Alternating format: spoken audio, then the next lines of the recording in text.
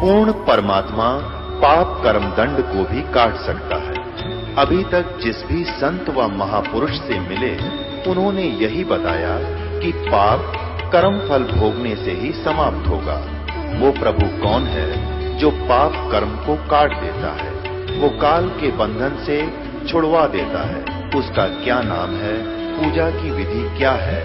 कृपया अवश्य सुनिए जगत गुरु तत्वदर्शी संत रामपाल जी महाराज के अमृत वचन। दर्शकों, आज के शिक्षित समाज ने भले ही विज्ञान और उपकरणों में कितने ही बड़ी उपलब्धि क्यों ना हासिल कर ली हो, लेकिन आज भी संपूर्ण आध्यात्मिक ज्ञान में वो शून्य ही हैं। ऐसा हम इसीलिए कह रहे हैं क्योंकि इसी से जुड़ी आप बीती हमारे साथ साझा की है प्रधानाध्यापिका रह चुकी महाराष्ट्र की विजया जी ने। इन्होंने अपने जीवन का काफी लंबा अरसा बच्चों को शिक्षा देने में बिताया है। इसी के साथ इनका आध्यात्मिकता में भी रुझान काफी था, जिसके लिए इन्होंने आशाराम बापू, कुमारस्वामी और अन्य संतों को गुरु भी धारण किया। मंदिरों में गईं, तीर्थ स्थलों के भ्रमण किए और भगवान की तलाश में विदेशों में भी गईं। पर फिर भी संपूर्ण आध्यात्मिक ज्ञान से ये अनभिज्ञ रह गई। इसी की खोज में इनके पति द्वारा इन्हें मिलती है पुस्तक आध्यात्मिक ज्ञान गंगा, जिसे पढ़ने के बाद इन्हें आध्यात्मिक गूढ़ रहस्यों का पता चला, जिससे आज का शिक्षित समाज भी अनभिज्ञ है। दर्शकों, इस पुस्तक के लेखक हैं तत्वदर्शी संत रामपाल जी महाराज, जिनसे नाम उपदेश लेने के बाद इनके जीवन में अनेकों अद्भुत चमत्कार भी हुए। ये लगभग 6 साल से लाइलाज बीमारी कैंसर से पीड़ित थी, जिसका इलाज तत्वदर्शी संत रामपाल जी महाराज की आध्यात्मिक शक्ति से पूर्ण हुआ और आज विजया जी पूर्णतः स्वस्थ हैं। अब आप सुनिए विजया जी की जीवन कहानी उन्हीं की जुबानी। जी नमस्कार। नमस्कार। क्या नाम है जी आपका? विजया घनश्याम उमाले। जी कहाँ से आए आप? मैं नागपुर महाराष्ट्र से आई हूँ। क्या करते हैं आप? मैं स्कूल में प्रधान अध्यापिका थी और अभी 12 साल हो गए, रिटायर्ड हो गई हूँ। माता जी, अब इतने ज़्यादा पढ़े लिखे हैं, इसके बावजूद भी आपकी अध्यात्म के प्रति रुचि, क्या कारण है? क्योंकि मुझे बचपन से ही अध्यात्म के रुचि थी। हाँ, जब मैं छोटी थी तो मेरे दादाजी हमको आध्यात्मिक बातें बताया करते थे और रात को 8 बज गए कि वो हमको 8 बजे अपने रूम में बुलाते थे और सब धार्मिक बातें हमको बताते थे। उसमें सबसे ज़्यादा वो हमें गीता के बारे में बताते थे और इसलिए गीता में मुझे बहुत रुचि थी। लेकिन इतना देखने के बाद भी मुझे गीता पूरी तरह से कभी समझ में नहीं आई। लेकिन आप तो काफ़ी पढ़े लिखे हो। फिर भी नहीं समझ, गुरु के सिवा नहीं समझ सकते। क्या आपने अपने जीवन में पहले कोई गुरु बनाया? हाँ, मैंने बनाए थे। मैं गई थी आसाराम बापू के जो सत्संग आते थे उसमें मैं जाया करती थी। हमारे नागपुर में भी उनके सत्संग होते थे टीवी पे और कार्यक्रम के लिए मैं जाया करती थी। और उसके बाद मैं कुमारस्वामी इनके यहाँ भी मैं जाती थी, उनसे दीक्षा ली थी। 2-3 साल तक उन्होंने जो बताए थे भक्ति मार्ग वो हम किया करते थे। आप इतने सारे संतों से जुड़े रहे, इसके बाद आपका क्या अनुभव रहा? वो गुरुओं में मुझे ऐसा दिखा कि पैसे से ही ज़्यादा प्यार है। उसमें मुझे इतना दिलचस्प नहीं आया कि यानी मेरा मन आकृष्ट हो जाए, ऐसा मुझे कुछ भी नहीं मिला वहाँ पर। लेकिन लाखों में शिष्य हैं उनके। शायद उनको कम गिर रहे होंगे, वो ज्ञान समझने में कम हो। मैं पढ़ी लिखी होने के कारण मैं किताबें पढ़ती हूँ, ज्ञान पढ़ती हूँ और जब मुझे वो अच्छा लगता है तभी मैं उसे स्वीकार करती हूँ। माता जी, हम आपसे ये जानना चाहेंगे कि पहले ही आप संत आसाराम जी से और कुमार स्वामी से जुड़े हुए थे, तो आपको संत रामपाल जी महाराज जी के शरण में आने की क्या जरूरत थी? मेरे जो पति हैं, हस्बैंड, वो वाराणसी गए थे। वो ऐसे किसी आश्रम में सत्संग सुनने के लिए गए थे और वो वहाँ सेवादार भी थे। 6 महीने से वो वहीं थे। तो कोई सत्संग हुआ और कोई वहाँ पर भगत जी आध्यात्मिक ज्ञान गंगा जो किताब है वो छोड़कर चले गए। तो फिर उन्होंने उन मैनेजर से पूछा मैं ये किताब लेके जाऊँ क्या, क्योंकि इन्होंने कुछ पन्ने पढ़े तो उनको बहुत अच्छा लगा। और फिर मई महीने में 2012 मई में वो जब नागपुर वापस आए तो मुझे भी पढ़ने के लिए दिया। पढ़ने के बाद मैं इतनी आकृष्ट हो गई, वो ज्ञान मुझे इतना अच्छा लगा कि मैंने इनके कहा कि नहीं चलो निकालो रिजर्वेशन, हम बरवाला आश्रम जाएंगे। और 2012 में हम दोनों पति पत्नी बरवाला आश्रम संत रामपाल जी महाराज का जो आश्रम है वहाँ हम पहुँच गए। और जैसे ही मैं पहुँची तो मेरे आंखों में बहुत आंसू आने लगे। पता नहीं क्या था, मैं कभी रोती नहीं, लेकिन उससे मैं पता नहीं क्यों मेरे आंखों से इतने आंसू आते, मुझे समझ में नहीं आया। और मैंने तुरंत ही, मैं थोड़ा सा मुझे ऐसा लगा कि नहीं, यही है सच्चा ध्यान मुझे मिलेगा, यही सारे सच्चा गुरु मुझे यही आश्रम में मिलेगा। और मैंने मेरे पति से भी नहीं पूछा और मैंने नाम दीक्षा ले ली गुरु जी से। जी, हमारा सवाल अब आपसे ये है कि नागपुर महाराष्ट्र से इतनी दूर जाकर हरियाणा में संत रामपाल जी महाराज जी से आपने नाम दीक्षा ली, तो आपको नहीं लगता कि आप महाराष्ट्र के ही किसी और संत से नाम दीक्षा लेते तब भी आपको ऐसा ज्ञान मिल सकता था? हाँ, स्थानीय गुरुओं के पास भी हम लोग जाते थे, मंदिरों में जाते थे। पूरे हिंदुस्तान में मैं घूम के आई हूँ, सब तीर्थ यात्रा करके आई हूँ, हिंदुस्तान के बाहर भी मैं घूम के आई हूँ, लेकिन ना मुझे मंदिरों में कुछ ऐसा वातावरण मिला, ना किसी आश्रम में मिला। केवल जो मिला तो संत रामपाल जी महाराज के आश्रम में ही मुझे मिला और मेरे मन की तृप्ति हो गई।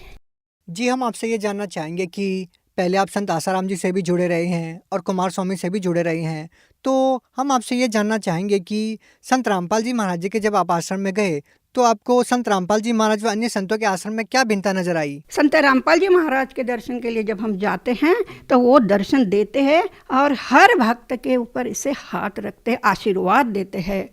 तो ऐसा कोई भी आश्रम में ना आसाराम बाबू जी देते थे और ना ही कुमार स्वामी जी देते थे और ना ही और अन्य छोटे छोटे इसमें हम जाते थे, क्योंकि हमें भक्ति करना बहुत आता था, अच्छा लगता था, लेकिन कहीं भी ऐसी परिस्थिति हमको नहीं मिली।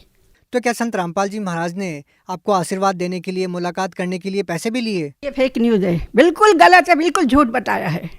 वो कोई पैसा नहीं लेते, बल्कि इतना वो आश्रम में मिलता है, खाना वगैरह सब मुफ्त। बाकी आश्रम में तो हमको पैसा देना पड़ता था।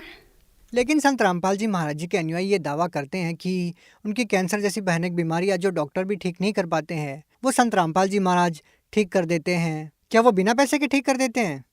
संत रामपाल जी महाराज ऐसे भयानक बीमारियां भी हो जाती है तो कोई पैसा नहीं मांगते, केवल उनके आशीर्वाद से जो मानसिक समाधान भी होता है और जो मंत्र जाप करते हैं उससे उस भक्त में इतनी शक्ति आ जाती है, इतना कॉन्फिडेंस बढ़ जाता है कि वो उस बीमारी को स्ट्रगल करने में कामयाब हो जाता है। अब मुझे जो 6.5 साल हो गए हैं, क्यों हुआ? मुझे कोई दवा नहीं है 6 साल से। मेरे पेट में दर्द होने लगा था वो 14 और 15 जनवरी 15 में मुझे ज़्यादा दर्द हुआ तो मैं दवाखाना गई। तो डॉक्टर के पास में गई तो डॉक्टर ने टेस्ट किए और फिर उसके बाद उन्होंने बताया मेरा ऑपरेशन हुआ कि आप और वो टाटा, मुंबई का जो टाटा इंस्टीट्यूट है वहाँ के लैब में मेरे रिपोर्ट भेजे वो सैंपल। तो उन्होंने बताया कि आपका जो पेट में जो गांठें निकली है वो कैंसर की, यानी 100% मेरा कैंसर था। कौन कौन से डॉक्टर को आपने दिखाया? सबसे पहले जो जीनित हॉस्पिटल है नागपुर में, वहाँ डॉक्टर ठाकुर है और डॉक्टर ठाकरे है। उन्होंने ऑपरेशन का डिसीजन लिया और मेरा ऑपरेशन हो गया और ऑपरेशन में मुझे कोई दिक्कत नहीं हुई। बिल्कुल वहाँ पर जो डॉक्टर आते थे सवेरे देखने के लिए तो बोलते थे ये पेशेंट सबसे ज़्यादा उम्र का है, लेकिन सबसे अच्छा रिस्पांस यही पेशेंट दे रहा है। लेकिन डॉक्टर लोग तो ये कहते हैं कि कैंसर एक लाइलाज बीमारी है, ये कभी भी दोबारा हो सकती है, लेकिन आप इतने कॉन्फिडेंस के साथ कह रहे हैं कि आपकी कैंसर की बीमारी ठीक हो गई। हाँ, मेरा कैंसर ठीक हो गया और मेरे गुरु के ऊपर 101% मेरा विश्वास है। मेरे गुरु के ऊपर विश्वास था, इसलिए दोबारा वो आई नहीं तो ऑपरेशन होने के बाद फिर जोर से बढ़ती है वो और दवाखाने में बार बार जाना पड़ता है, मुझे नहीं जाना पड़ा। डॉक्टर्स ये बोलते हैं कि इसका कोई परमानेंट इलाज नहीं है। नहीं, वो बोलते हैं कि आप ठीक हो गए, पूरी तरह से ठीक हो गए कभी नहीं बोलते हैं, ठीक है आराम है, ऐसे ही बताते हैं, क्योंकि ये दोबारा होती है। कई मैंने देखे ऐसे पेशेंट के जिनको दोबारा हो गया चले गए। लेकिन संत रामपाल जी महाराज जी के अनुयायी तो ये दावा करते हैं कि उनका सालों पुराना कैंसर ठीक हो गया और दोबारा कभी होता नहीं है। हाँ, क्योंकि मेरा उदाहरण है ना, 6.5 साल हो गए, नहीं तो 2-3 साल में तो चले जाते लोग। मुझे कोई तकलीफ नहीं हुई, बिल्कुल मुझे दवाखाने में दौड़ना नहीं पड़ा कि रात बेरात चलो पेशेंट को लेके जाएंगे, कुछ भी नहीं हुआ, क्योंकि मुझे मेरा गुरु के ऊपर विश्वास है। मेरे पाँव में तकलीफ होती थी तो मैं रात को बहुत तड़पती थी, वो भी मेरे पाँव अच्छे हो गए हैं। कोई परेशानी नहीं, बिल्कुल परेशानी नहीं है हमें, हम बिल्कुल सुखी परिवार से हैं। माता जी, आप संत रामपाल जी महाराज जी के बारे में और क्या कहना चाहेंगे? मैं समाज को यही कहूँगी कि अगर हिंदुस्तान में अगर कोई संत है तो संत रामपाल जी महाराज एकमेव संत हैं जिनका ज्ञान इतना है कि जो हमारे पुराने जो धर्म ग्रंथ है उसमें सब लिखा हुआ है। हम इतने पढ़े लिखे होकर भी इतने दिनों तक पढ़े, यानी वो ज्ञान हमने ना पढ़ा ना किसी संत ने उनके बारे में बताया। लेकिन संत रामपाल जी महाराज एक में ऐसे संत है कि जो कि हमारे जो पुराने जो धर्म ग्रंथ है उसे खोलकर बताते हैं। हमने तो अभी तक खोलकर देखा ही नहीं, हम इतने पढ़े लिखे होकर भी खोलकर देखे नहीं। तो मैं तो समाज को यही कहूँगी कि हमारे जो ग्रंथ है जैसे शिव पुराण है, देवी पुराण है, खोल के देखो। वेद तो है लेकिन वेद समझने में बहुत तकलीफ होती है।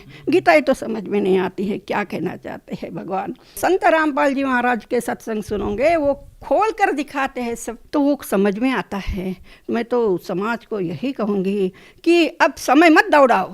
ये क्या दिख रहा है देश में, ये कितने लोग जा रहे हैं कोरोना से, उनके पास जाइए, उनका ज्ञान समझिए, और अगर उन्होंने जो नियम बताया उस नियम के अनुसार आप भक्ति करोगे तो पार हो जाओगे। माता जी एक बात बताइए, ये सवाल आपसे पूछना काफ़ी वाजिब भी है क्योंकि आप पढ़े लिखे इंसान हैं, आप प्रिंसिपल भी रहे हैं। तो आज का जो पढ़ा लिखा समाज है, जो हाई क्वालिफिकेशन कर चुका है, वो साइंटिस्ट लोग बाबाओं को फेक मानते हैं, भगवान को नहीं मानते। उनका मानना होता है कि आप खुद अच्छे कर्म कीजिए, बाबाओं के पास मत जाइए। तो आप उन लोगों को क्या कहना चाहेंगे? मैं तो यही कहूँगी, मेरे विद्यार्थी जो है वो भी अब PhD वगैरह बहुत बड़े बड़े हो गए, 40-50 साल के हो गए हैं। मैं वो अगर मेरा इंटरव्यू देख रहे हैं तो मैं तो उनको यही कहूँगी कि ये जो तुम पढ़े लिखे हो ना, जो अब तुम्हें अहंकार आ चुका है कि हम पढ़े लिखे, हम क्यों जाए बाबा लोगों के पास। लेकिन ये भी उनका सवाल ठीक है क्योंकि भोंदू संत भी बहुत है, उन्होंने उन लोगों को एक प्रकार से फंसाया है, इसलिए उनका विश्वास नहीं है। लेकिन मैं तो कहूँगी कि संत रामपाल जी महाराज के चरणों में आ जाओ, शरण ग्रहण करो और देखिए ना, अनुभव तो आप ले सकते हैं। अगर आपको अच्छा अनुभव आया तो ठीक है, नहीं तो आज जो मैं स्थिति में देश की देख रही हूँ मुझे बड़ा दुख हो रहा है। क्यों हो रहा है, क्यों इतनी खराब परिस्थिति हमारे देश में आ गई है, क्यों हम नास्तिक हो जाते जा रहे हैं, क्यों हम निगेटिव बात सोच रहे हैं। इसी का परिणाम आज है हमारे देश को भुगत, और कल जाकर ये जो आज के जो बच्चे हैं ना उनको बहुत बुरे दिन आने वाले हैं। तो इसलिए संत रामपाल जी महाराज के शरण में आओ, पॉजिटिव थिंकिंग है वहाँ पर, और देखिए कि आपका, आपके परिवार वालों का बहुत भला हो सकता है। अभी जो नई बीमारी पूरे दुनिया में हाहाकार मचा दिया है कोरोना ने, तो क्यों नहीं वो साइंटिस्ट लोग जो दवा दे रहे हैं, वैक्सीनेशन दे रहे हैं, फिर भी क्यों लोग मर रहे हैं। पहली स्टेज होगी, दूसरी लॉट आ गई, अभी तीसरी आने के लिए डरा रहे हैं। रोज़ मीडिया में देखो वो बताते हैं आ रही, लोग डर के मारे कितने परेशान हैं। तो इसलिए भगवान के शरण में जाओ, वो भगवान आपको मिलेगा संत रामपाल जी महाराज के रूप में। और दूसरी बात मैं ये कहूँगी कि कृष्ण भगवान ने भी गुरु बनाए थे, और राम ने भी गुरु बनाए थे, सुखदेव जी ने गुरु बनाए थे। उनके पास गुरु ने तो स्वर्ग में आने नहीं दिया था। फिर हमें गुरु की कितनी आवश्यकता, गुरु के सिवा हमारा मोक्ष ही नहीं हो सकता, ना हमारी तरक्की हो। हाँ, भौतिक तरक्की हो जाएंगी लेकिन आध्यात्मिक प्रगति नहीं होगी। और मैंने ये भी देखा कि बहुत भक्ति करने, जो कि मेरे ससुर जी थे, मेरी सास थी, बहुत भक्ति करते थे। श्रावण महीने में एक महीना तक खाना नहीं खाते थे, केवल दूध पीते थे। लेकिन उनका जब मृत्यु का समय आया ना, बहुत खराब मृत्यु हो गई। 2-2 साल तक खटिया पर पड़े रहे, कोई उनके रूम में नहीं जाता था, इतना गंदा बास आता था। मुझे ऐसा लगता था कि इतनी भक्ति करने वाले, शंकर जी की भक्ति करने वाले, हमारे यहाँ तो हनुमान जी का मंदिर है, मंदिर में पूजा करने वाले हमारे घर के लोग, इतने धार्मिक लोग, क्यों इतनी बुरी मृत्यु आ गई उनको, यह प्रश्न मुझे बार बार होता है। आप भगत समाज को क्या संदेश देना चाहते हैं? मैं भगत समाज को यही संदेश देना चाहूँगी कि इस पृथ्वी पर अगर कोई संत है तो संत रामपाल जी महाराज है, उन्हीं के पास आपको अच्छा ज्ञान मिलेगा। उन्होंने जो बताया है तो आप किताबें उनकी पढ़ सकते हो। और हमारे जो पुराण हैं, 18 पुराण हैं, भगवत गीता है, वेद है, पढ़े लिखा समाज है अभी, वो भी इसको पढ़ सकते हो। बाद में विश्वास करो, आप उनके ज्ञान को समझो, बाद में विश्वास करो। मुझे बहुत दुख होता है कि इतने साल हमारे जो पूर्वज हैं वो भी चले गए, पता नहीं वो किस योनि में पड़े हुए हैं। अगर ये ज्ञान अगर मिल जाता था उस समय तो हमारा देश तो और आगे चला जाता था, हम लोग बहुत सुखी रहते। आज ये कोरोना का मुंह हमें देखने को नहीं मिलता था। माता जी, अगर कोई व्यक्ति संत रामपाल जी महाराज जी से नाम दीक्षा लेना चाहेगा तो वो नाम दीक्षा कैसे ले सकता है? उसके लिए व्यवस्था है कि टीवी चैनल, काफ़ी टीवी चैनल्स पर उनके सत्संग आते हैं और वहाँ पर फ़ोन नंबर दिए जाते हैं। उस फ़ोन नंबर को आप लोग देखिए और नंबर कांटेक्ट कीजिए।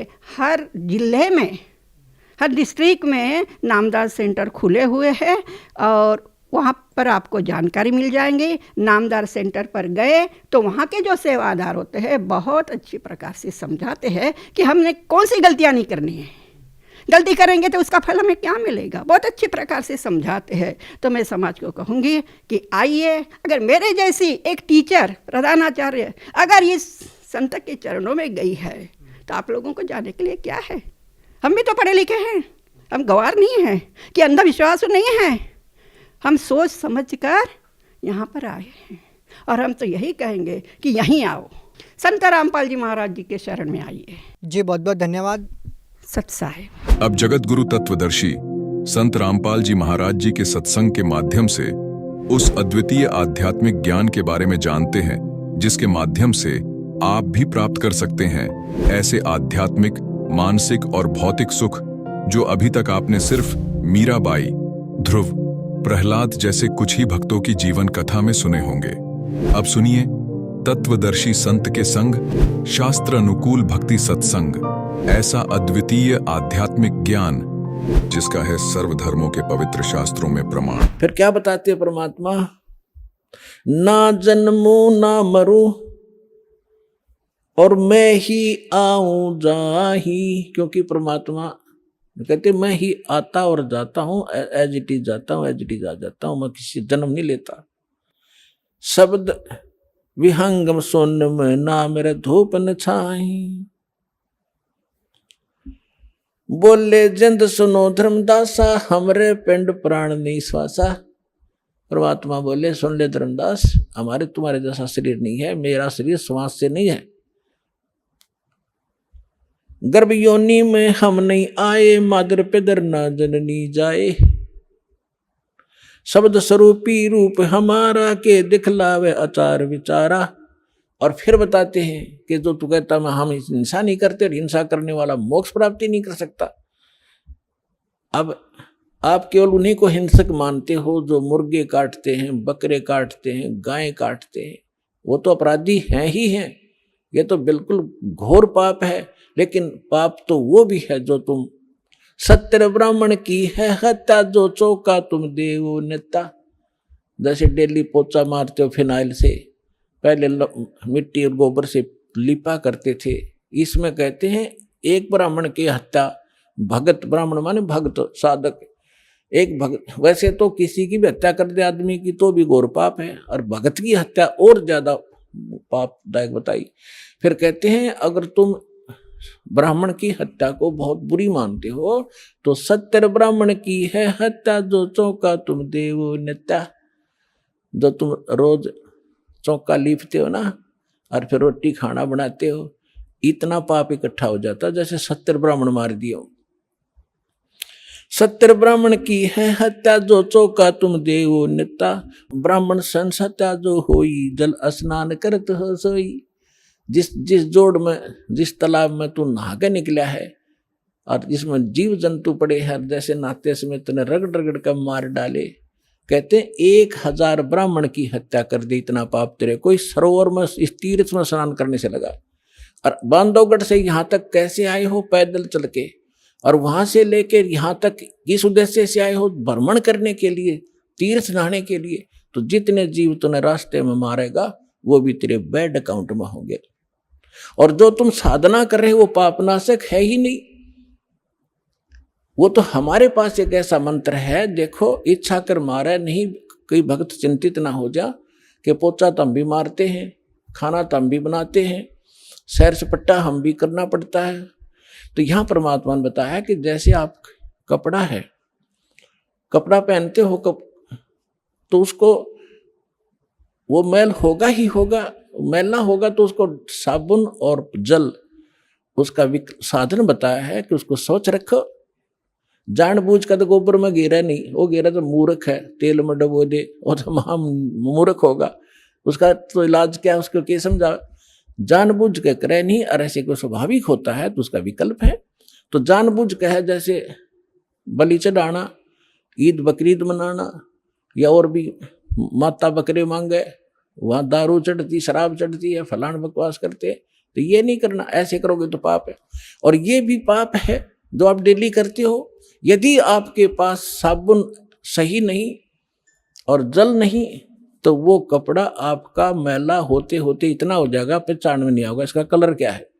तो आज आप जो साधना करते करते चल रहे हो, आपके ऊपर इतने पाप कर्म जमा हो गए, आपका अंतःकरण मैला हो चुका है, और इसको प्रतिदिन साफ करने की जो साधना आपने अपनाई है, ये साबुन और जल नहीं है, गारा को गारा में ही लपेट रहे हो आप इसको। गीता अध्याय नंबर 16 के श्लोक नंबर 23-24 को याद रखना।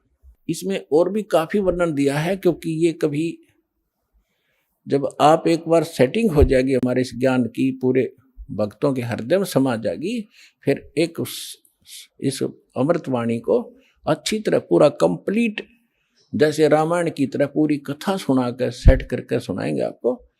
लेकिन अब हिंट इतना ही काफी है। तो फिर परमात्मा उनको सुनाने लगा, समझाने लगे कि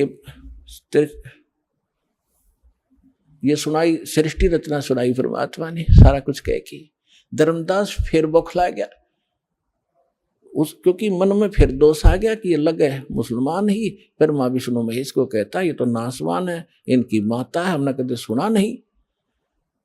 तो फिर अंदर में दोष आ गया और नाराज हो गए कि ब्राह्मण क्या कहने लगे, धर्म कह सुन जिंद तुम हम पाए दीदार। क्या कहते हैं, तेरे देवन की महिमा अपारम, ये है सर्वलोक करतारम। फिर वही बोलने लग गया क्योंकि 3 देवता की महिमा अपरंपार है, ये तीनों ये सर्व लोकों के करतार हैं। तेरे देवन की महिमा अपारम, ये है सर्वलोक करतारम। सुन जिंदा क्यों बात बनावे, झूठी कहानी मोहे सुनावे।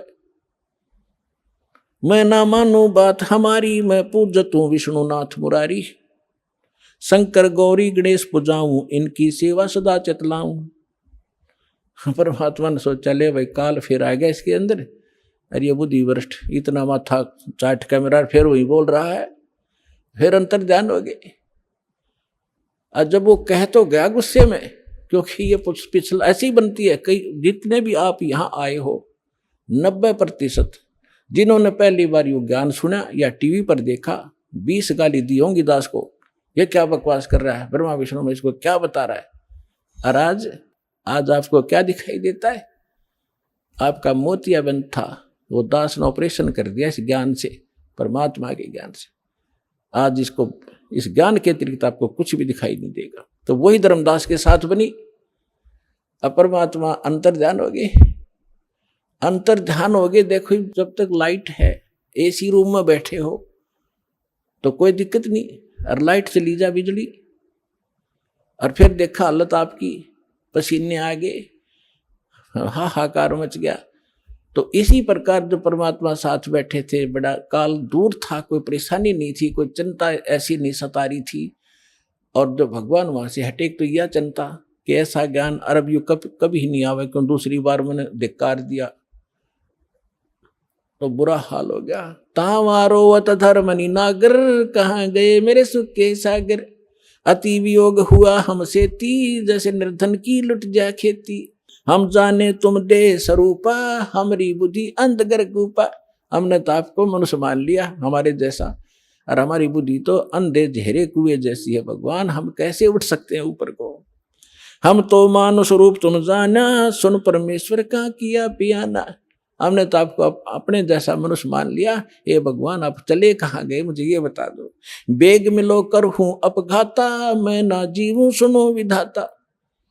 या तो जल्दी दर्शन दे दो, नहीं आत्महत्या करूंगा, मैं रह नहीं सकता। ऐसा ज्ञान सुना दिया, या पूजा कर नहीं सकता, आगे मार्ग मिला नहीं। अब शॉर्ट में बताऊंगा कि उस समय ज्यादा होगी। ऐसी बहुत बार घटनाएं हुई, बहुत बार, लेकिन बहुत शॉर्ट में बतानी पड़ती है क्योंकि इस समय ये कथा अपार है और समय सीमित है, जीव की अक्षमता भी सीमित है ज्ञान ग्रहण करने की। इसलिए तो वहां से धर्मदास जी घर आ गए और बुरी तरह रोन, जैसे बच्चों के माँ बाप मर जाते। और उसकी पत्नी ने पूछा कि आप क्यों रो रहे हो, लेकिन वो बोल नहीं सके, क्योंकि जब मन भर आता है आवाज निकलती नहीं, तो सच्चे दिल के अंदर जब रोना आता है। अब आमनी देवी की धर्मपत्नी ने पूछा, जी कैसे जल्दी आ गया, आप तो आपने तो बहुत समय लगाना था, 2 ढाई 3 महीने का टूर प्रोग्राम था आपका। वो बोल नहीं रहा, अंदर जाके अपने कमरे में मकान में ऐसे मुंदे मुंह गिर गया और ऐसे रोया जैसे बच्चों की माँ बाप दोनों मर जाते हैं, बुरी तरह तरफ तरफ कर रोते हैं। आमनी ने सोचा, अपने मन में विचार किया कि हो सकता है मैं कंजूस हूं थोड़ी सी, ये दान धर्म घना करा करता है और मैं इसको टोका टाकी कर देती थी कि हिसाब का धर्म हुआ करता है, अब ज्यादा मत लुटाओ खजाना, बच्चे भी पालने हैं। तो हो सकता है इसका किसी ने रास्ते में धन चोरी कर लिया हो, यात्रा खर्च ना रहा हो, इसलिए वापस आ गया हो, और ये रो रहा हो इसलिए कि अब आमनी फिर इसका माथा ठनकेगा, आमनी का पैसे मांगूंगा तो वो कह रही है, जी कोई बात ना, किसी ने आपके धन चोरी कर लिया, कोई बात नहीं, आप और ले जाइए, कि परमात्मा ने तुम्हारे कमी छोड़ रखी है, बहुत धन है आपके, ले जाना, मैं कुछ नहीं कहूंगी। तो वो अपने हिसाब से सोच रही है कि शायद इसलिए रो रहा है। काफी देर रोने के बाद जब हल्का दिल हो लिया और वहीं से रोने लग गया था, तब धर्मदास ने कहा, आमनी मेरा धन अगर निकल जाता, चोरी हो जाता, मैं नहीं रोता और ले जाता तेरे को समझा बुझा के, लेकिन आज मेरा वो धन गुम हो गया, चोरी हो गया, शायद मुझे मिला नहीं, और वो नहीं मिलेगा तो मैं जीऊंगा नहीं, संसार में रह नहीं सकता। तूने सारी कहानी बताई, सारा कुछ बताया, जो परमात्मा ने सृष्टि रचना सुनाई थी धर्मदास को। धर्मदास जी ने अपनी पत्नी को टू दी वर्ड सुना दी, वर्ड टू वर्ड सुनाई, सारी कथा बताई, नो घटना घटी। ऐसे महापुरुष, मैंने हाथ लगा के देखा, उनके शरीर कति तो रुई जैसा था। तो उन्होंने बताया, आमनी कहने लगी, आप व्यापारी होकर के, आप लाला होकर के, सेठ होकर के सौदा चूक गए, रामकृष्ण से कौन सी अपनी रिश्तेदारी थी, इनका ज्ञान सुना था तो ये अच्छे लग रहे थे, इनसे श्रेष्ठ ज्ञान सुना, आपने सौदा क्यों नहीं करा, चरण क्यों नहीं पकड़ लिया, आपने वाद विवाद नहीं करना चाहिए था। धर्मदास कह रहा कि इसीलिए तो रो रहा हूं, मेरी बुद्धि में पत्थर पड़ गए और इसलिए रो रहा हूं, मैं जिंदगी में पहली बार सौदा चुका हूं, जो घाटे का सौदा आज करके मैं घर आया हूं। दुर्भाग्य आ गया मेरा, उल्टे दिन लग गए मेरे, बहुत रो रहा है, 6 महीने हो गए रोते रोते। बाहर बैठ जा गली में, कोई काम नहीं, और यूं देखे महात्मा वो फिर आ जा, बहुत दूर तक जंगल में देखने जाता है। एक समय पता लग गया कोई साधु संत गांव से बाहर जंगल में बैठा है, बड़ा विद्वान पुरुष है, कुछ आशा की किरण उगी, जाके दर्शन किए, दर्शन से नहीं पहचान हो सकती, साधु वेशभूषा बदल लेता है वो, प्रसन्न ज्ञान से पता चलता है। अब धर्मदास जी ने प्रश्न किया कि महात्मा जी, ये ब्रह्मा विष्णु महेश के माता पिता कौन है, इनकी क्या जन्म मृत्यु होती है? तो वो महात्मा कहता है, ये तो अजरो अमर है बच्चा, आपने किसी ने बहका दिया, ये सर्वेश्वर है, इनके कोई माता पिता नहीं, अजन्मा है, ऐसे है।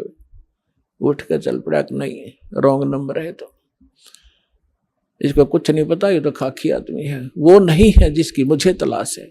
उस ज्ञान से पता लगा, फिर रो बुरी तरह, फैसला कर लिया भगवान, या तो मिल जा ना मरूंगा।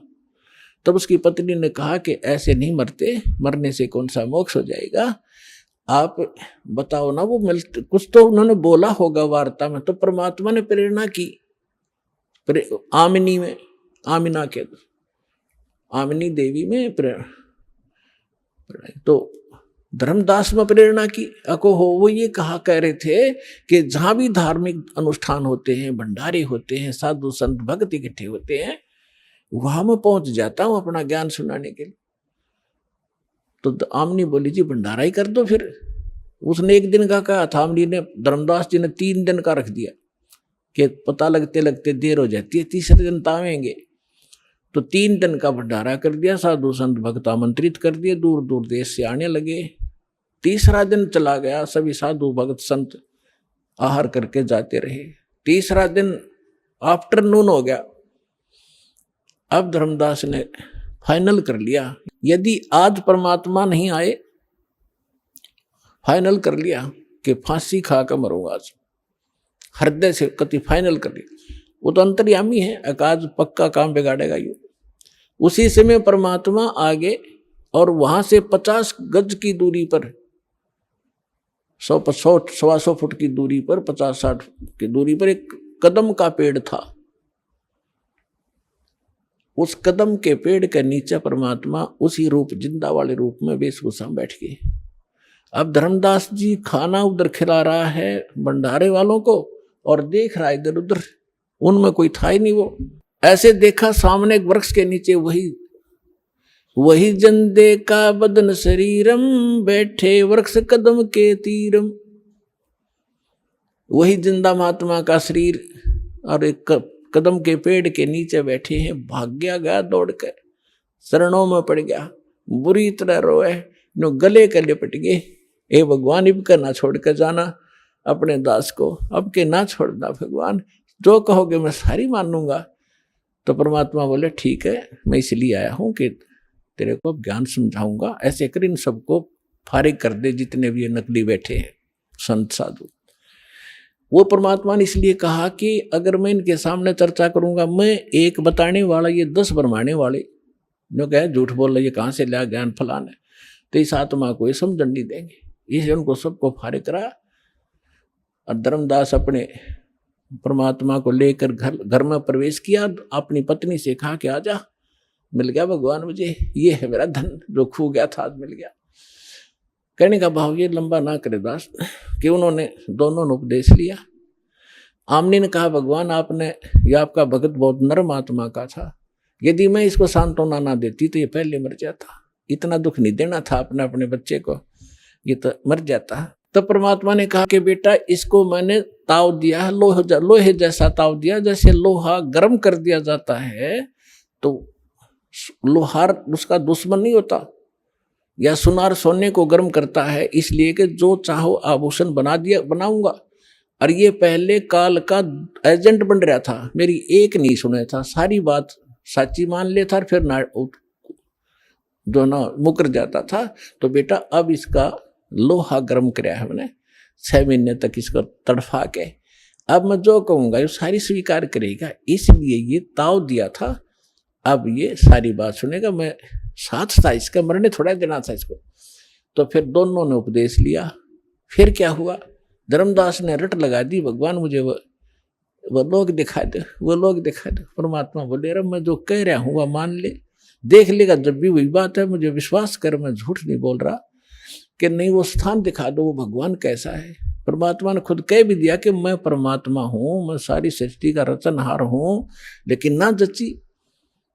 तो परमात्मा ने कहा ठीक है दिखाऊंगा, कभी समय आने दे। एक दिन परमात्मा आए और उनको लेकर के सतलोक गए, शरीर वहीं रहा। ऊपर जाकर दिखा के लाए, जो वहां जाकर जो नीचे से साधु परमात्मा जिंदा रूप में थे, सामने वही तख्त पर बैठे दिखाई दिए, और उनका शरीर बहुत तेजों में था। और वहां की सारी सृष्टि देखी, वहां से ही स्त्री और पुरुष गांव के गांव बसे हुए हैं, बहुत सुंदर महल हैं, बड़े सुंदर शरीर हैं उनके, और सुंदर आभूषण पहनते हैं, बड़ा प्यार से रहते हैं। तब धर्मदास ने कहा भगवान मुझे यही रख लो, हे परमात्मा आप तो सचमुच मतलब मूर्ख हूँ, आप स्वयं मालिक हो, हे भगवान मुझसे गलती हुई, माफ करो, मुझे यही रख लो। परमात्मा बोले नहीं, आपको वापस जाना पड़ेगा, आप भक्तिहीन हो चुके हो। मैं ऐसा मंत्र सतनाम दूंगा 2 अक्षर का, और फिर सार नाम दूंगा, इनकी भक्ति से, इनकी साधना से, जो मैं विधि बताऊंगा, शीघ्र धनी हो जाओगे। और फिर यहाँ जाना बच्चा, फिर मेरा गवाह बना, आपके भाई बहनों को बता कि सचमुच वास्तविकता क्या है। तो वापस भेजा।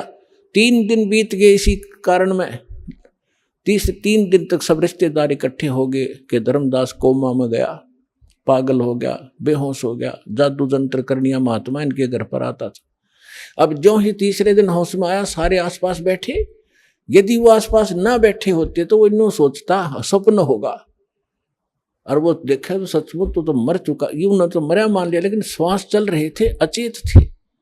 तब धर्मदास को विश्वास हुआ, परमात्मा ने बताया कि मैं काशी में आया हुआ हूं, बनारस में, वहां धानक रूप में रहता हूं, जुल्हे का काम करता हूं।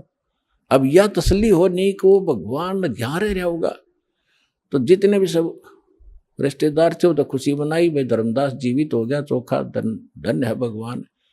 फिर वहां पहुंचा, जाके बनारस में देखा भगवान सामने, ओए होए वही बैठे जो के नो चरणा में पड़ गए।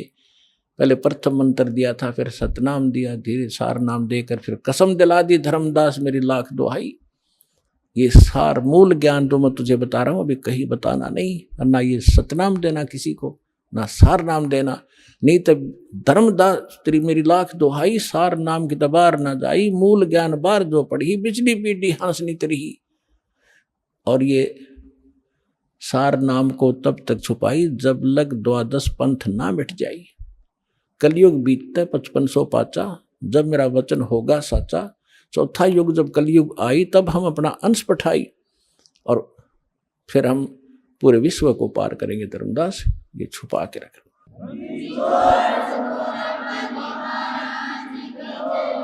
तो वो समय आ गया है बच्चों, पुण्यात्माओं इस अमर कथा में अरुचि ना करना है। असंख्यों युगों के बाद तुम्हारा बिल्ली के भागों छीका टूटा है, ये इसको छक छक कर खा लो और कल्याण करा लो।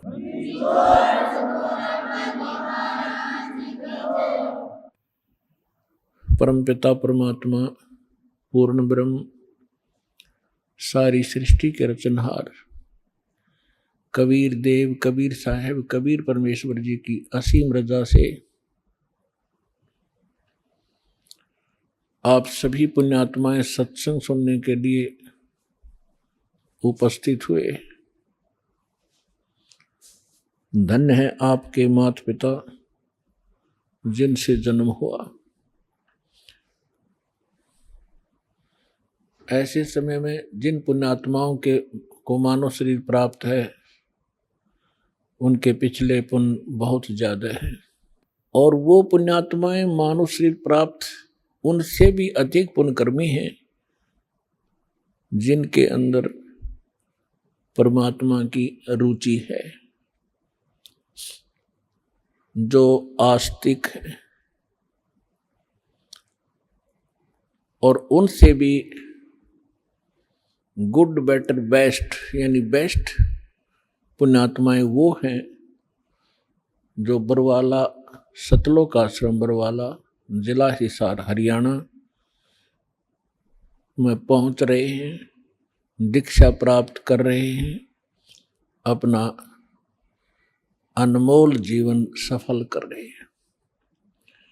आप उन पुण्यात्माओं में से हैं जो तीसरे नंबर के वेरी वेरी गुड बेस्ट, तो आप बहुत ही बहुत ही बहुत ही पुण्यकर्मी प्राणी हैं।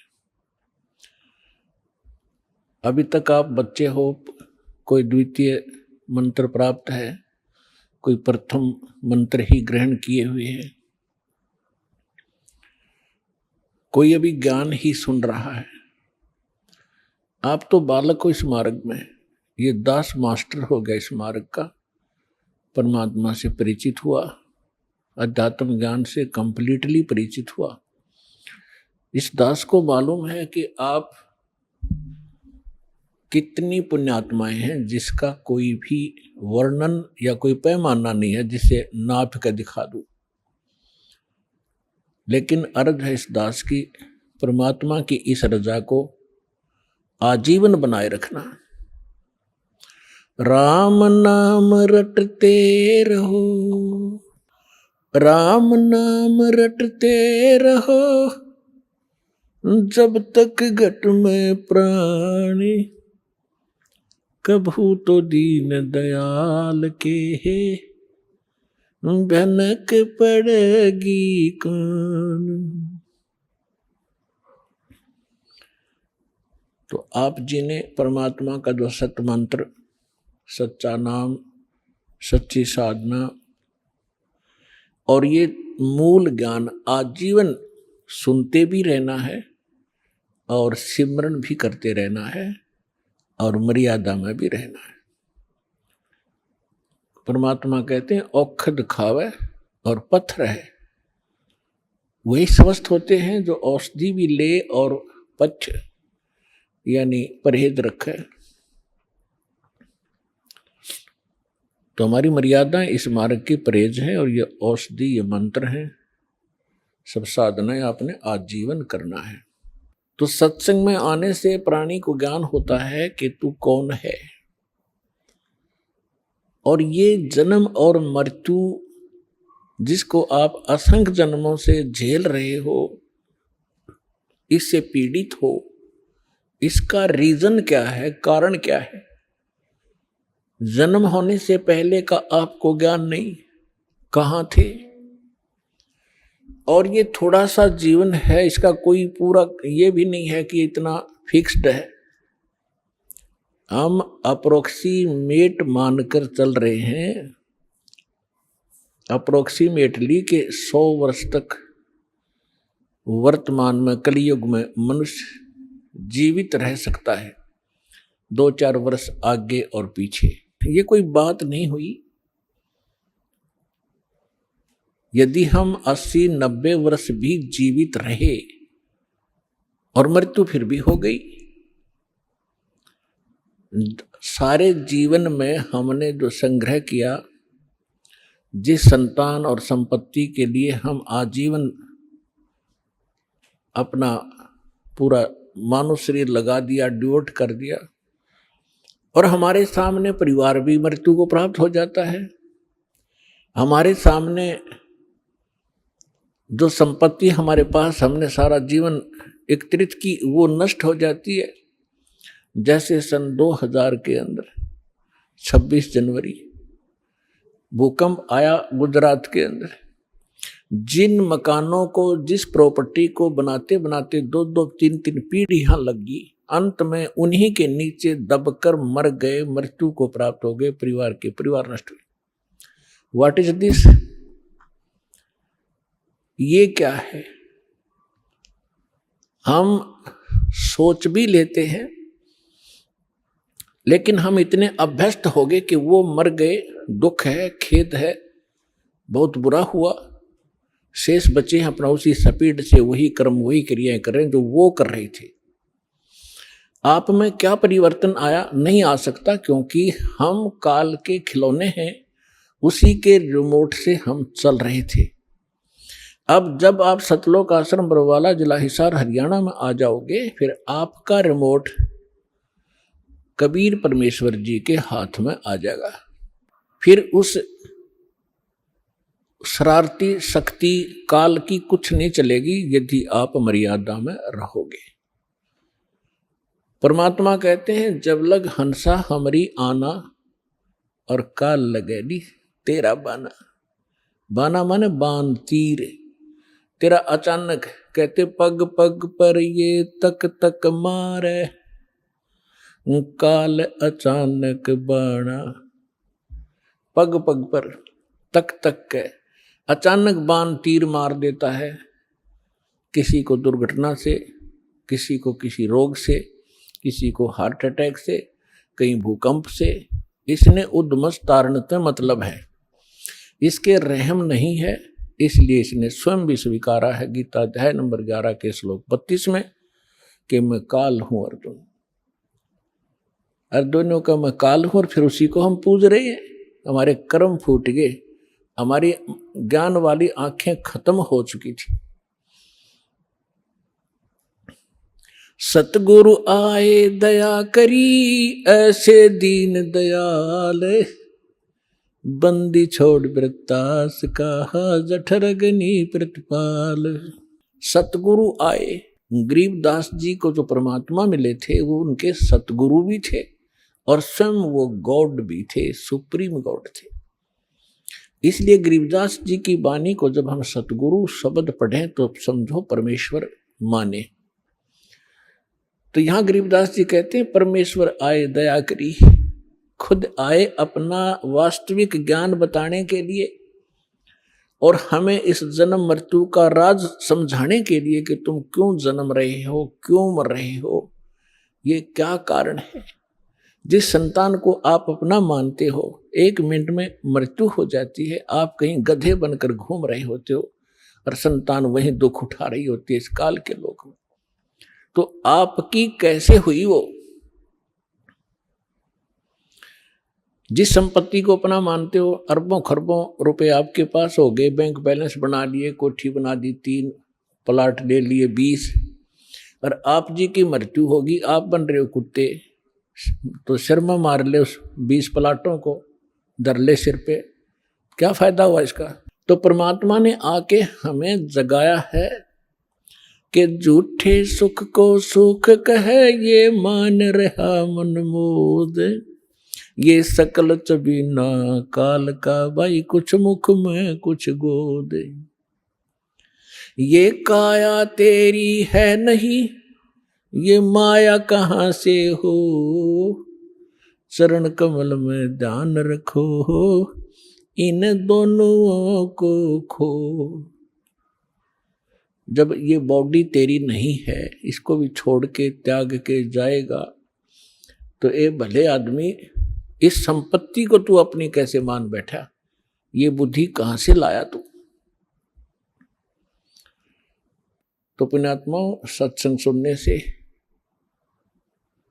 आत्मा में एक प्रबल शक्ति आती है, एक जागृति आती है, इसको एक विशेष प्रेरणा होती है कि सचमुच ये कर क्या रहे हैं हम। ठीक है, कुछ हमारी मजबूरियां हैं क्योंकि हम विवश हैं।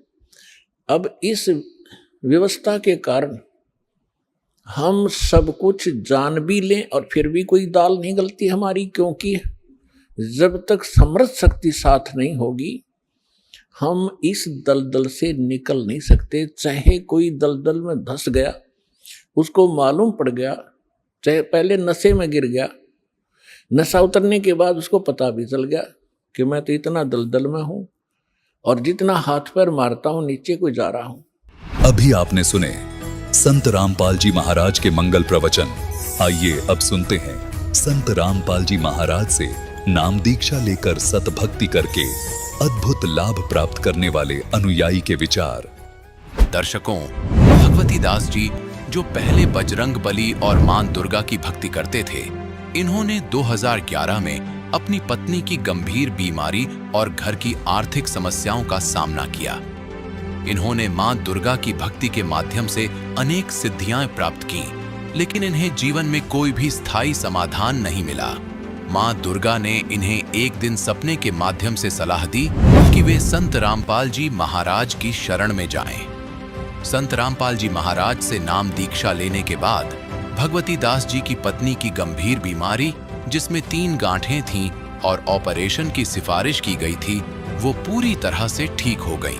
पहले ये तंबाकू और शराब की बुरी लत से परेशान थे, लेकिन नाम दीक्षा लेने के बाद इन सभी बुरी आदतों से मुक्त हो गए हैं। संत रामपाल जी महाराज की भक्ति ने इन्हें न केवल शारीरिक रूप से स्वस्थ किया, बल्कि मानसिक और आत्मिक शांति भी प्रदान की। इनके घर की आर्थिक स्थिति भी सुधर गई और अब इनके घर में कोई भी बीमारी नहीं है। आइए अब सुनते हैं भगवती दास जी की कहानी, उन्हीं की जुबानी। नमस्कार सर। सत साहेब। सर क्या नाम है आपका? भगवती दास। सर कहाँ से हैं आप? हम बदनावर तहसील रूपागढ़ा के। सर संत रामपाल जी महाराज से नाम दीक्षा आपने कब ली? 2013 में। सर संत रामपाल जी महाराज से नाम दीक्षा लेने से पहले आप क्या भक्ति साधनाएं करते थे? मैं बजरंग बली की भी बहुत भक्ति करता था, तन मन धन से भक्ति करता था। बजरंग बली ने मुझे सपने में भी आया था, मुझे एक उन्होंने सिद्धि भी दी थी कि तेरे हाथ में एक गेहूं की कच्ची एक तरफ सेक के रोटी जो जिसको भी खिला देगा उसके रोग भी ठीक हो जाएंगे और तेरी जो आर्थिक समस्या वो भी ठीक हो जाएगी। मगर सर कुछ भी नहीं हुआ। माता जी की भी मैं बहुत ही भक्ति करता था। माता जी को मैं 5 दीपक जलाता था और माता जी की एक शक्ति भी थी मेरे पास में जो नारियल की थी। उससे मैं मतलब आगे पीछे भूत भविष्य वर्तमान की भी बात बता सकता था। मगर फिर भी मेरे घर की ना तो कोई आर्थिक समस्या ठीक हुई, ना कोई हमसे कोई बीमारी नहीं कि हम मम्मी बहुत ही दुखी थे सब। मेरे को दर्शन भी दिए थे। माता जी की जोत आसमान से मेरे घर पर उतरी थी। शेर की सवारी की चौकी मेरे घर पे थी और माता जी कई बार मेरे को दर्शन भी दिए, प्रत्यक्ष भी दर्शन दिया, अप्रत्यक्ष भी दर्शन। सपने में भी मेरे को गोद में जैसे बच्चे को खिलाते इस प्रकार माता जी ने मेरे को गोद में खिलाया है। और उसके बाद फिर भी मेरे घर की, मेरी पत्नी की, मेरे बाल बच्चों की कोई भी समस्याएं ठीक नहीं होती थी। इतनी भक्ति करने के बाद में भी मैं तकलीफ में ही था। सर, पहले आपकी माँ दुर्गा में बहुत अटूट श्रद्धा थी, आपको बहुत सारी सिद्धियां भी प्राप्त थी, तो फिर आप संत रामपाल जी महाराज की शरण में कैसे आए? गुरुदेव के बारे में संत हमारे गांव के भगत जी हैं, उनसे बताया संत रामपाल जी के बारे में, तो मैंने उनको गलत भी समझा कि कोई संत परमात्मा नहीं हो सकता है और मेरी बीमारी कोई काट ही नहीं सकता है। जब इतनी बड़ी शक्ति मेरे साथ में है तो कोई नहीं काट सकता। तब माता जी ने मेरे को दर्शन दिए, तो मैंने ये बोल दिया था माता जी को, अगर तेरे से मेरी कोई समस्या ठीक नहीं होती हो तो मैं किसी की भी शरण में जाऊंगा।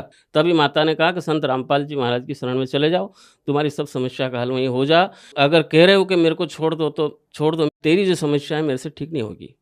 सर, आप माँ दुर्गा की अटूट श्रद्धा के साथ साथ भक्ति भी किया करते थे और माँ दुर्गा ने आपको बताया कि आप संत रामपाल जी महाराज की शरण में जाइए और आपकी समस्याओं का समाधान वहीं हो पाएगा। तो क्या संत रामपाल जी महाराज की शरण में आने के बाद आपकी समस्याओं का समाधान हुआ, और इसके अलावा क्या लाभ प्राप्त हुए आपको संत रामपाल जी महाराज से नाम दीक्षा लेने के बाद? पत्नी को ये बच्चेदानी खराब हो चुकी थी। मैं बदनावर भी गया, रतलाम भी गया, थांदला भी गया, सभी दूर गया, मगर वो बीमारी ठीक नहीं हुई और उसका पेट भी बहुत फूल चुका था। मैं फिर बढ़ने गए, डॉक्टर कापड़िया साहब ने बोला कि ऑपरेशन होगा, 3 गठाने हैं, इसमें एक कैंसर की गठान है और इसके बाद हम रिस्क नहीं लेंगे और 15 रोज़ के अंदर अंदर तुझे ऑपरेशन करवाना पड़ेगा। मैं घबरा चुका था, मेरे पास पैसे थे नहीं। मैं घर आ गया और मैंने कहा ये तो बीमारी अब कौन ठीक कर सकता है, ऑपरेशन जो गठान हो गई तो ऑपरेशन से ही बाहर होगी। उसी दिन संत रामपाल जी महाराज के सत्संग सुन रहा था। इंटरव्यू में एक भगत जी ने बताया कि मेरी पत्नी को ये बीमारी थी और वो इसकी बच्चेदानी मैंने अर्जी लगाई, ठीक हो चुकी, इसलिए मैंने भी मन में विचार करके अर्जी लगाई। संत रामपाल जी महाराज ने बताया कि बेटा भक्ति करो, ये बीमारी ठीक हो जाएगी। 3 दिन के अंदर अंदर मेरी पत्नी बिल्कुल स्वस्थ है और आज तक भी कोई बीमारी उसको नहीं है। संत रामपाल जी महाराज की कृपा से वो बीमारी बच्चेदानी की जो खराब थी, जो 3 गठाने थी, वो अपने आप फूटकर पेशाब की नाली से बाहर हो गई। उसके बाद मुझे भी 12 महीने बुखार रहता था सर, 12 महीने बुखार रहता था। हर साल मेरे को टाइफाइड होता था, मुझको सांस भी बहुत चलती थी। मैं इलाज भी करवा लेता मगर कहीं भी वो बुखार नहीं उतरता था। उसके बाद मेरे बच्चे को भी बीमारी थी, वो भी ऐसे चद्दर थे और जो लोहे की कील होती थी वो उसके पेशाब की जगह साइड में घुस चुकी थी और उसकी वो बाहर आ चुकी थी। डॉक्टर घबरा चुका था तो उन्होंने बताया कि ये बड़े अस्पताल में कहीं जाओगे तो ही ठीक होगी, इसका ऑपरेशन होगा। मगर मालिक से मैंने मन ही मन अरदास लगाई और बदनाम सरकारी अस्पताल में गए। हॉस्पिटल में कंप्यूटर साहब जी थे, डॉक्टर साहब तो थे नहीं, उन्होंने ही मात्र 2 मिनट में उस बच्चे को टाँके लगा दिए और वो बच्चा आज भी स्वस्थ है। संत रामपाल जी की कृपा से हमारी पत्नी की बीमारी, मेरे बच्चे की बीमारी, मेरी बीमारी, सब संत रामपाल जी महाराज की शरण में जाने के बाद सब ठीक ही, और अभी तक हम बिल्कुल ही सभी स्वस्थ हैं। हमारे घर का कारोबार भी अच्छा चलता है और कोई भी बीमारी नहीं हमारे घर में, सभी प्रकार से अभी हम सब ठीक हैं। ये तो छोटे छोटे तो वैसे बहुत ही लाभ है, मगर ऐसे सुनता है परमात्मा, ये संत रामपाल जी महाराज जी की शरण में आके मुझे पता चला। मेरे बच्चे के कान में गेहूँ चला गया था, हमने कोशिश करी, नहीं निकला। हम पास के गांव मुल्तान ले गए थे, वहाँ पूनम चंद जी पाटीदार डॉक्टर साहब है, उन्होंने भी वो देखा, निकालने की कोशिश करी, मगर वो गेहूँ पर्दे के पास चला गया था। उन्होंने बताया कि अब रतलाम बड़े हॉस्पिटल में बताना, वो साइड में से चीरा दे के ये गेहूँ निकाल देंगे। हम घबरा चुके थे दोनों पत्नी पत्नी। हमने जाते वक्त मालिक से अरदास करी, दंडवत करी और मालिक से बोला कि मालिक ऐसा करना कि हम अभी जी घर आ जाएँ, कोई खर्चा भी नहीं हो और ये ठीक हो जाना चाहिए। हम पास के गांव सिमलादा गए, वहाँ पर डॉक्टर साहब अपने बस स्टैंड पर ही रहते हैं, वो बैठे थे। उन्होंने बताया क्या समस्या है मेरे को बताओ, तो हमने कहा कि ये अंदर अगर इन कुछ करेंगे तो फिर ये पर्दा फोड़ देंगे। फिर उन्होंने कहा नहीं आप लाओ, हम ले गए। उन्होंने कहा था क्या है, मैं ये गेहूँ अंदर चला गया और वो पर्दे के पास में है। उन्होंने कहा आप घबराओ मत, वो पानी का गिलास भर के लाए और 2 ही पिचकारी मारी थी, वो गेहूँ ऐसे निकाल के मुझे दे दिया। मैं देखता ही रह गया और उनको यही एक और है, मैं यही था, मैं ही घबरा गया। बस जो मैंने वहाँ दंडवत करके संत रामपाल जी महाराज को, वही का वही वहाँ जाके हुआ, ना तो कोई पैसा लगा और 1 घंटे में वापस हम घर आ चुके। ऐसे ऐसे कई प्रमाण हमारे साथ में हुए हैं। उसके बाद ये मेरे दांत ये गिर चुके हैं, अभी भी दांत नहीं है, ये तंबाकू से हुए। और यहाँ मेरे को कैंसर उठा था और जबान में भी कैंसर था, मगर जब हमने संत गुरु रामपाल जी महाराज से नाम दीक्षा ली, उसके बाद मुझे अभी तक कोई भी बीमारी नहीं है। और हम इतनी तंबाकू खाता था कि चाय तो और बहुत सारे पी लेते हैं, मगर मैं खाना भी तंबाकू को साइड में दबा के खाता था। इतनी मतलब मुझे आदत लत पड़ चुकी थी कि मैं तंबाकू के बगैर 1 मिनट भी नहीं रहता। जैसे ही थूका दूसरी बार उसी वक्त में डाल देता था। बीड़ी भी पीता था मैं, सिगरेट भी पीता था मैं, और मैं जहाँ तक कि मैं शराब भी पीने लगा था। संत रामपाल जी महाराज से नाम दीक्षा लेने के बाद मेरी वो आदत छूट गई, और आज तक मेरे को कभी वो ऐसा लत नहीं आती है कि मैं कुछ खा लूँ। आर्थिक स्थिति, हमारे शरीर के रोग थे, हमारे नशे की जो लत थी, और कई प्रकार की बीमारी, हम भयभीत भी रहते थे। हमारे घर में हर 4-8 रोज़ में सांप या नागिन कहीं से भी आ जाती थी। मालिक की संत रामपाल जी महाराज जी की दीक्षा लेने के बाद में वो आज तक वापस हमारे घर कभी नहीं आए, और ये मेरी समस्या भी कोई कुछ भी नहीं रहे। आज तक हम कोई गोली तक भी पूरे परिवार में कोई नहीं लेता है। सर आप एक बात बताइए, आप बजरंग बली की भक्ति करते थे और माँ दुर्गा में आपकी अटूट श्रद्धा थी, लेकिन इतनी भक्ति करने के बाद भी आपको कोई लाभ नहीं मिला और आपको कैंसर हो गया। उसके बाद संत रामपाल जी महाराज की शरण में आने से आपका कैंसर ठीक हो गया और आप नशा मुक्त भी हो गए। तो संत रामपाल जी महाराज ने आपको ऐसी कौन सी भक्ति साधना और दवा दी जिससे आपका कैंसर ठीक हो गया? वो शास्त्र के अनुसार जो भी भक्ति बताई वो शास्त्र के अनुसार है। कई संतों से सुने हैं कि अपने अपनी भाषा में लोगों को समझा रहे हैं, गुमराह कर रहे हैं। बाकी शास्त्र के अनुकूल साधना नहीं है, शास्त्र के विपरीत साधना अपनी अपनी सब चला रहे हैं। संत रामपाल जी महाराज जी की शरण में हम गए तो शास्त्र के आधार पर हमें पूरा प्रमाण सहित संत रामपाल जी महाराज आज भी बताते हैं, पूरे प्रमाण के साथ में जो भक्ति बताते हैं उसी भक्ति से हमें सुख मिले हैं। सर संत रामपाल जी महाराज से नाम दीक्षा लेने के बाद आपका कैंसर ठीक हो गया, आपकी पत्नी का कैंसर ठीक हो गया और भी बहुत सारे लाभ आपको हुए। तो जो श्रद्धालु आपको देख रहे हैं उनके लिए आप क्या संदेश देना चाहेंगे? जी, संत रामपाल जी महाराज जी से नाम दीक्षा ले, आपकी कोई भी बीमारी होगी बिना पैसे से ठीक हो जाएगी। चाहे वो कैंसर हो, चाहे टीबी हो या असाध्य रोग हो, दुनिया में कहीं भी नहीं ठीक होता हो, वो संत रामपाल जी महाराज जी के शरण में आने से और नाम दीक्षा लेने से ठीक हो जाएगी। सर आपने यहाँ पर बताया कि संत रामपाल जी महाराज से नाम दीक्षा लेने के बाद कोई भी बीमारी ठीक हो जाएगी। आज बहुत सारे अस्पताल मरीजों से भरे पड़े हैं, तो क्या वह सारे मरीज संत रामपाल जी महाराज से नाम दीक्षा लेने के बाद ठीक हो सकते हैं? जी, संत रामपाल जी महाराज जी से नाम लेने के बाद और जो उनकी मर्यादाएं हैं उन मर्यादा में रहकर, चाहे देश में हो, चाहे विदेश में हो, चाहे किसी धर्म संप्रदाय किसी का भी हो, संत रामपाल जी महाराज जी की शरण में आए और नाम दीक्षा ग्रहण करें और नियम अनुसार रहें। धरती में ऐसी कोई शक्ति नहीं है जो संत रामपाल जी महाराज नाम लेने के बाद आपको टच भी कर दे, अगर आप नियम पर हैं तो। अगर नियम नहीं है तो मालिक तो कहते हैं कि नियम में रहना पड़ेगा। अगर नियम में रह के भक्ति कर सकते हैं, जो मांस खाता है, और सारी भक्तियां कर रहे हैं लोग, मांस भी खा रहे हैं, शराब पी रहे हैं, गांजा भी पी रहे हैं, ऐसे बड़े बड़े संत इस धरती पर हैं, उनके वो गांजा भी नहीं छोड़ा सकते, वो खुद पीते हैं, तो वो परमात्मा को प्राप्त हो ही नहीं सकते। ये किसी शास्त्र में नहीं है कि इतना खाने पीने के बाद में हमें परमात्मा मिल जाएगा। शास्त्र को विपरीत जो भी जाएगा वो कोई भी संत इस धरती पर पैदा ही नहीं हुआ है। संत रामपाल जी महाराज जी को छोड़कर इनकी शरण में आने से चाहे कोई भी बीमारी हो, कितनी भी खतरनाक बीमारी हो, मुर्दे भी जिंदे संत रामपाल जी महाराज ने किए हैं।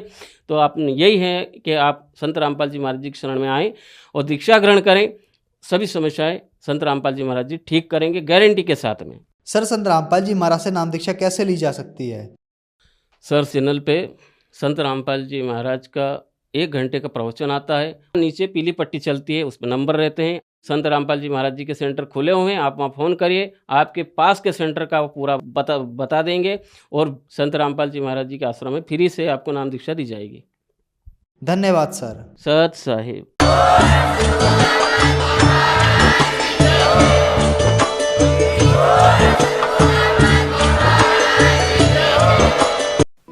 आप सुन रहे थे जगत गुरु तत्वदर्शी संत रामपाल जी महाराज के मंगल प्रवचन।